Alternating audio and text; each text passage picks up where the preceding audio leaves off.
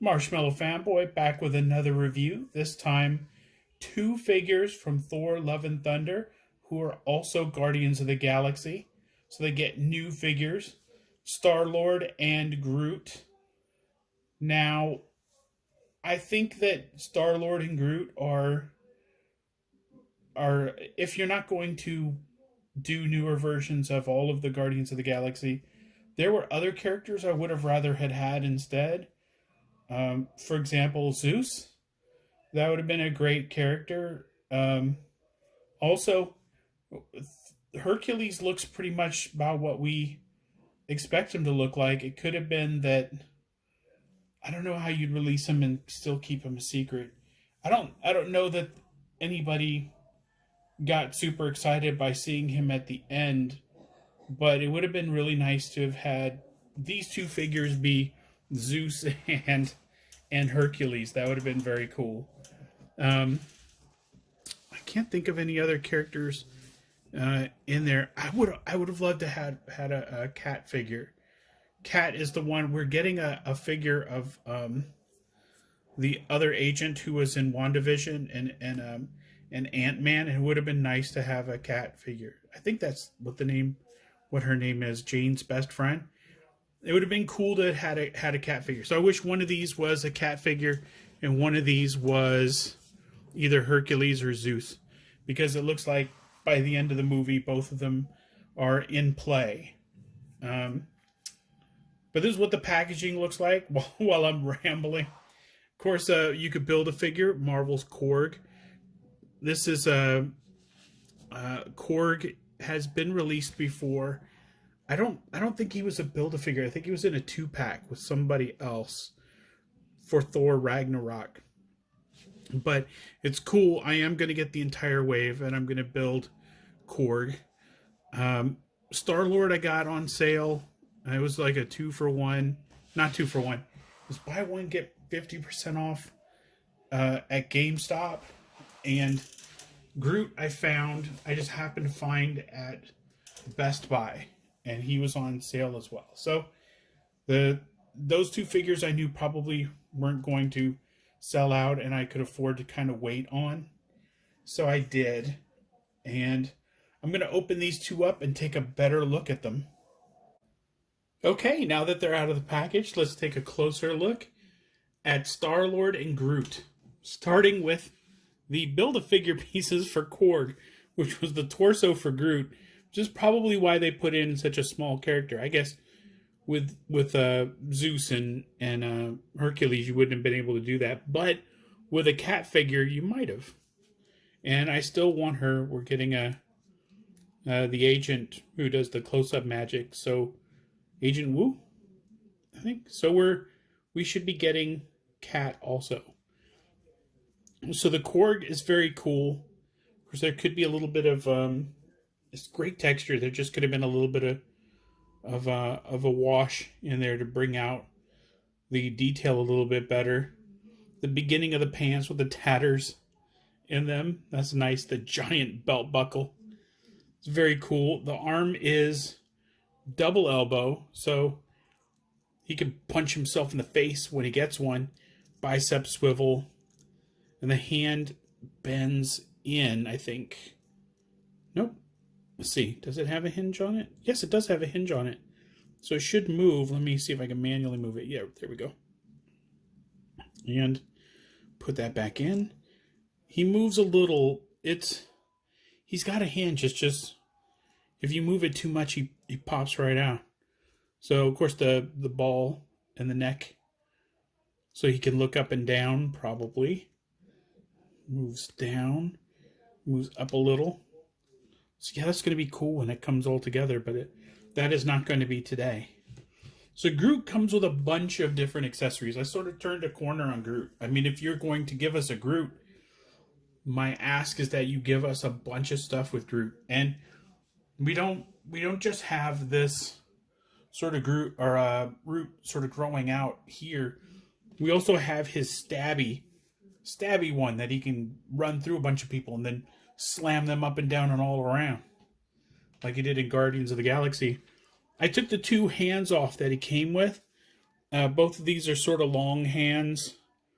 I'm not sure if they're supposed to grab anything or if there was a previous weapon that they would work well with, but they didn't work well with the blaster. The blaster I had to get in the hand by leaving the hand off. When the hand was on, it was extremely unwieldy. I had to start with the thumb, and once I got the thumb on, the rest of the hand went on really well. Or the rest of the hand went on the weapon really well. The weapon itself, pretty flimsy. It's a easy bend, so you have to be careful with storing that. The limbs itself, and I don't know if you can see it on this one, has a hinge on it. You can manipulate that and you can bend it like that. So it's really cool that you can do that with that. But let's see, the arms all the way around, the head, of course. Let's see, up and down. Oh my God, look at how far down he looks. And then that's up. That's a ridiculous amount of up. So good. So the arms, like I said, they go all the way around. Arms come up to, see if I can, it's about there. Not bad. Not it's a little figure. One single elbow, and of course, like I said, there's a hinge on this, and it rotates, so you can do different things with that. Same on the other hand. Hand go around and has a hinge. He has a mid torso bend here below what, I don't think he has ribs, but yeah, mid torso. And the legs are the ball and swivel. I'm not sure what that's called. No thigh swivel, but he has just one single joint in his knee, so not a lot of bend there. He's not going to kick his own butt. But let me see, the feet have hinge, and they have a little bit of side-to-side motion to him. Not a lot. You're not going to get a ton of movement out of him, but yeah, just a really solid Groot figure.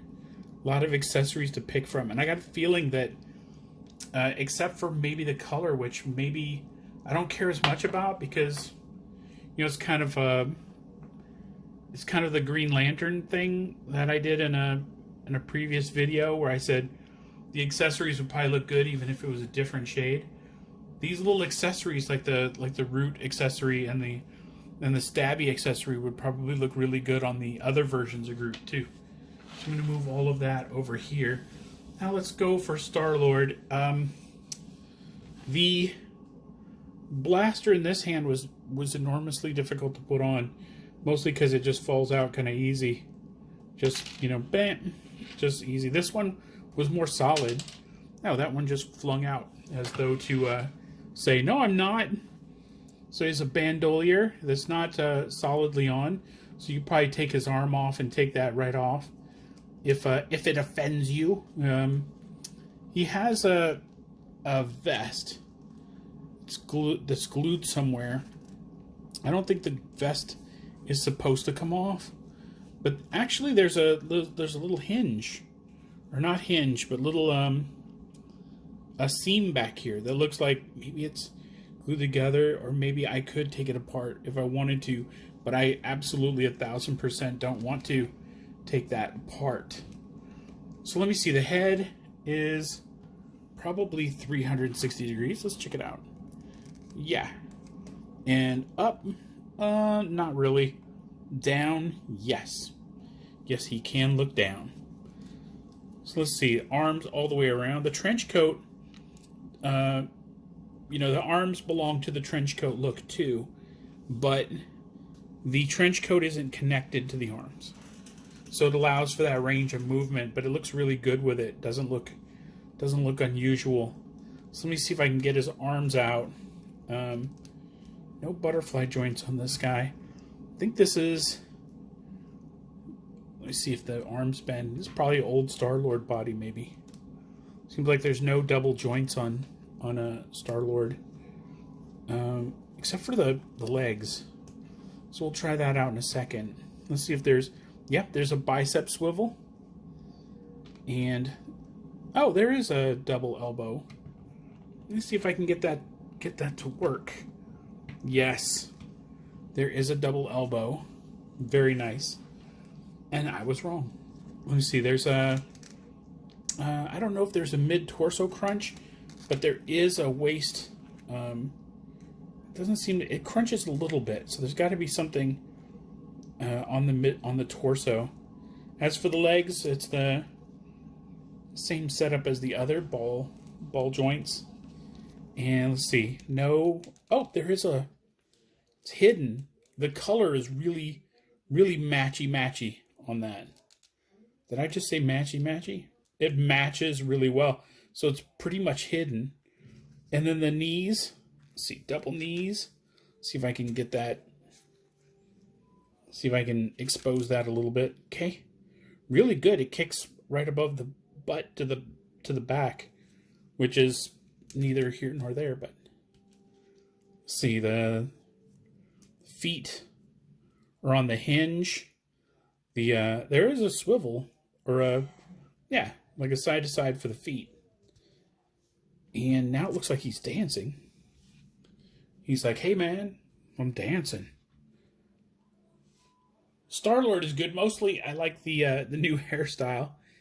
Got it. For when I was taking pictures, I thought this guy looks like Sheamus a little bit from WWE. But no, he does not look like Sheamus. Also, he has holsters, side holsters for the element guns. I don't know if they have named them, but I'm going to call them element guns. Let's see. How do these go on? They go on trigger? Right through the trigger, maybe? Do. I'm putting them through the trigger. Let's see. Trigger. And one of them holds, and the other one says no. But maybe I've got it on the wrong way. Oh. I still probably have it on the wrong way. This is probably supposed to be flush with the leg. And this one's sticking out a little bit. So I think I put that one on backwards. So it holds it pretty well. At least well enough that you can pose it. So like I said, this rubber part comes off, I think, on the back. And if it doesn't, there's a seam for it. So I don't think it'd be so hard to get it off. I don't know what's under there. I suspect just a red shirt, and that would probably still look good. Just a Star-Lord without the trench coat and just looking real casual. But again, I don't know, and I don't want to rip that thing off. The trench coat probably comes off easy if you take off the arms. And yeah, but it would look weird because the arms are molded to look like part of the trench coat. And if you took the trench coat off, you just have weird arms and a t-shirt. But anyway, I do like these figures a lot. I'm glad I got them for the Korg pieces. Groot is definitely a keeper. Star-Lord is a keeper. I don't know if we're going to get this version in the next movie. And maybe they said, we'll just release these two now, and then when we get Guardians of the Galaxy 3 and the pipe, we'll just release figures that aren't Star-Lord and Groot, but the rest of the crew in maybe newer uniforms, including Gamora in a Ravager outfit. So that is it. These two are good additions to the collection. For Star-Lord, for me, it's if you're not building Korg, you don't need them. My feeling is you're probably going to get another one at Guardians 3. But just to be cautious, I don't know if you're going to get another Star-Lord for Guardians 3, or if you're just going to get the rest of them. And Hasbro might say, well, the Love and Thunder one had the one that has the costume that he's wearing in this third movie. But it's up to you. So anyway, until next time, enjoy your toys.